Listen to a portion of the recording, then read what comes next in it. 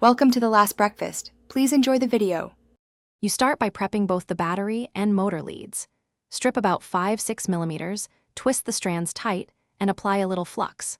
Once that's done, heat your iron to 350-370 degrees C and tin the wire ends with a thin, even coating of solder so the strands stay together.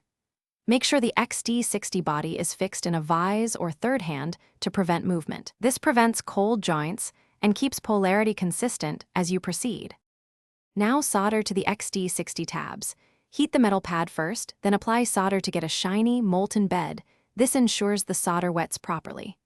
Once the pad is molten, push the pre-tinned wire into the solder and hold everything still until the joint solidifies. You're aiming for a smooth, concave fillet. Make sure you solder one tab at a time, double-checking polarity markings. If the solder beads up, reheat and add a touch of flux. A proper wet joint is both mechanical and electrical. Finish by trimming any excess wire and inspecting joints for stray strands or solder bridges. A magnifier helps. Once cooled, slide heat shrink over each joint and shrink it neatly to prevent shorts. Use a heat gun for even shrinkage. Then perform a continuity and polarity check with a multimeter to confirm correct connections and no shorts between positive and negative. If you find a cold joint or bridge, reheat, add flux, remove excess solder, and redo the joint.